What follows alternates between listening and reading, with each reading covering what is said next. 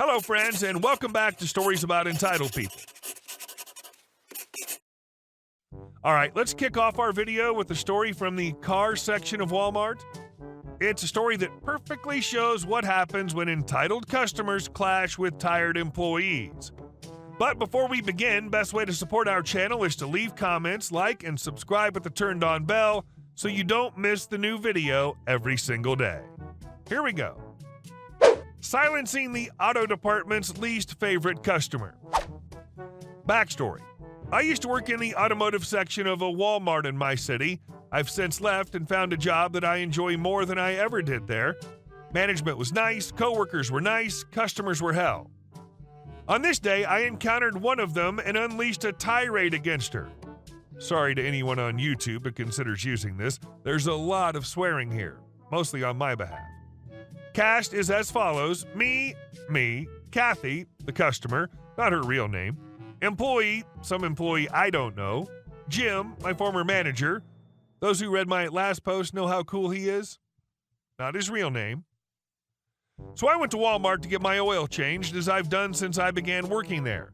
They've got a fair rate and they're very careful, so I figured I'd drop in, see my old coworkers, do some minor shopping, and get my oil change done at the same time. I was wearing a black shirt, a black and gray flannel, and blue jeans, my usual out-of-work outfit. I was standing there talking to the employee about some meaningless things while waiting on my oil change when Kathy turned up, red-faced and clearly annoyed. Kathy, what the hell does that worthless technician want now? It dawns on me that I recognize her voice, but I can't really place it. The employee that tells her the note that was made for her vehicle, the note, a brake light being on prior to service, which meant they wouldn't work on her vehicle at all per store policy. Kathy explodes. Kathy, are you effing kidding me? I have a trip coming up and I need my effing tires changed. And this place is the cheapest place to get the effing tires. Get me your manager. I'm gonna have your effing job, and that sleazy text job too. Suddenly, I remember her. When I worked there, we had a woman come in wanting to get a hole in a tire fixed. I was the one tasked with the job, and upon removing her tire, I noticed rubber sand inside her tire. For those who don't know, that's not a good thing. The tire had clearly been driven on while it was flat, way too much for it to be safe to drive on any further. When I told her this myself, she had a similar reaction, and Jim was called in and asked what was going on, so I had been blunt.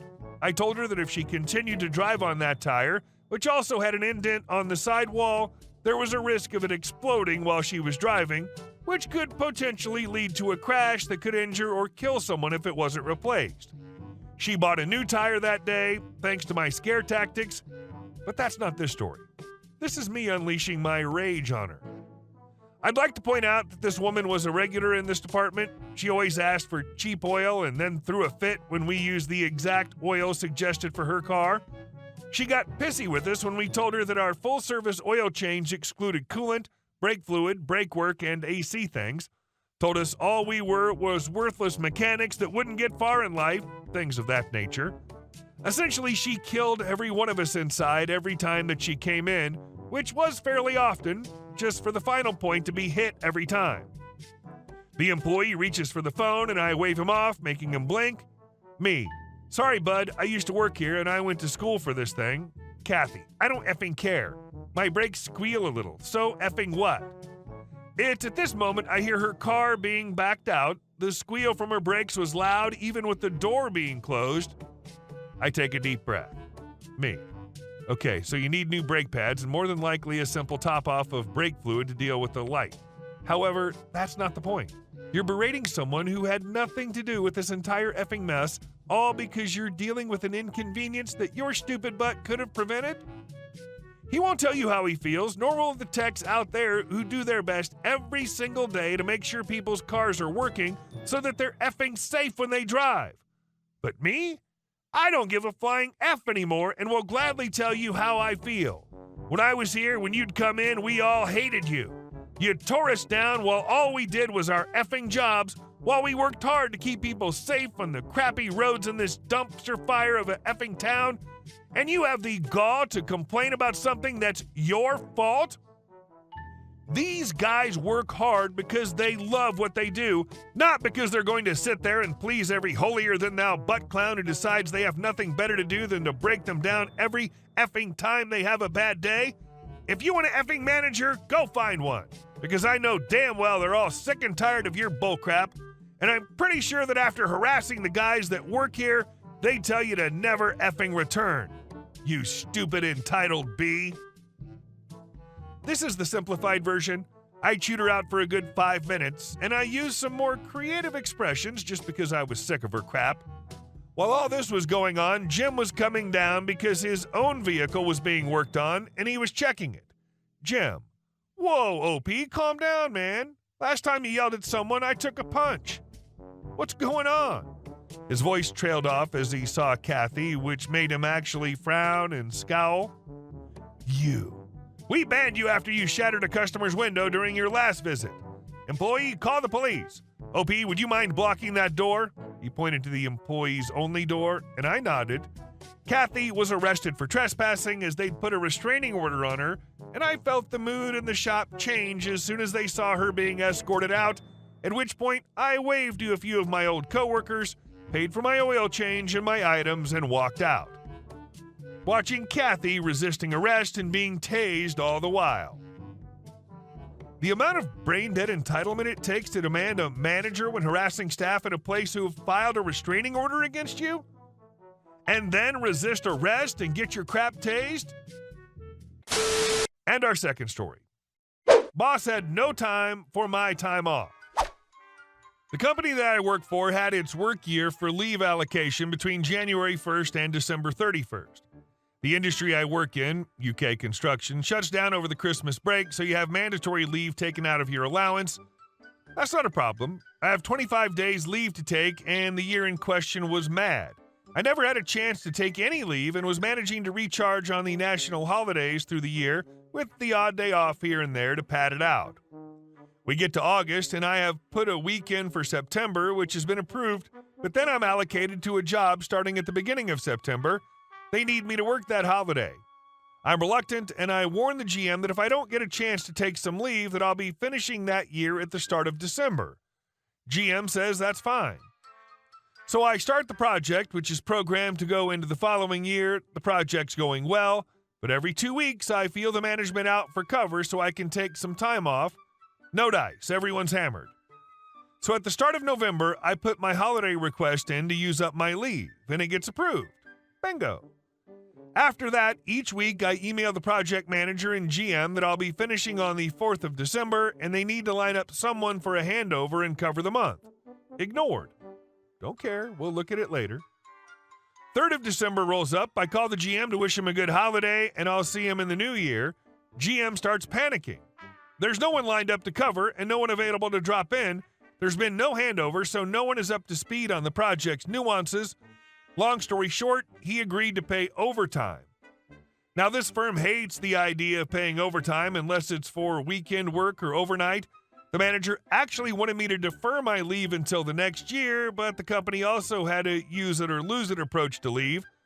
I wasn't going for that, so for that month, I was being paid for my normal day as paid leave and flat rate overtime for the hours worked. That's double time for a day shift for a month. It gets better because on the day before the project shuts down for the Christmas break, the GM calls me. He needs someone to do a night shift with confined space qualification. At the time in the department, that was only me, to supervise a contractor carrying out a survey for 6 hours. Convo as follows. Me: what's the overtime? GM: what do you want? Me: double time and a half. GM: that's fine. Me: bugger, you agreed too quick.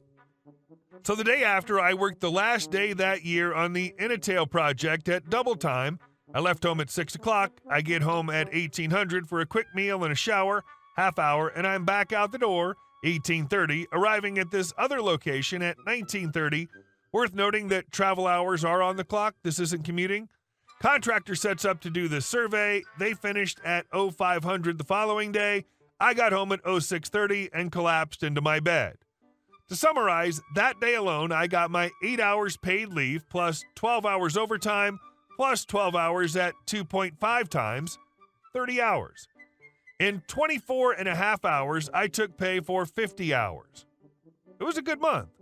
At the time, I took about $2,000 a month home. For that month, I think I took $7.5 grand. They actually had a problem with paying the overtime so that it didn't show up as a massive breach in hours worked regulation. Great story. At first, all the numbers confused me, but the last sentences cleared it up. I would have slept for days after. And our next story. Towed Karen's car. My fiance and I live in a condo that's part of a homeowners association, and we've rarely had any issues until recently. In our HOA, we have 2 assigned parking spaces, and visitors parking is pointed out pretty clearly upon arrival. In the last few weeks, I've been arriving from work, or my fiance will be at home, and the same vehicle is parked in my parking spot. My fiance has asked them to move their vehicle, and they would apologize and move their vehicle.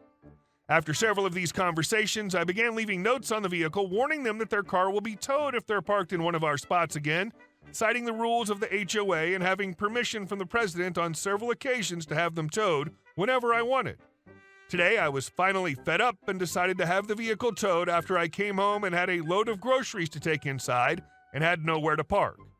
I was obviously upset and may have acted out being very annoyed, but I had the car towed and then immediately parked my car in my spot. As I was finishing up my groceries, a woman asked me where her car was, and I was honest and upfront with her and told her I had it towed due to several warnings being ignored. She began yelling at me and telling me I had no right to do that and that she would not be able to afford to have her car taken out of the tow lot. So now I feel bad, but also feel as if it was needed. So Reddit, am I the a-hole for having a stranger's car towed and them not being able to afford to have their car returned? And our last story. I am not a part of your HOA. A friend had a backyard fence installed because he got a dog. He lived in the corner of a street. Only about a quarter of the houses in the area have fenced backyards because a lot of wooded areas around the neighborhood.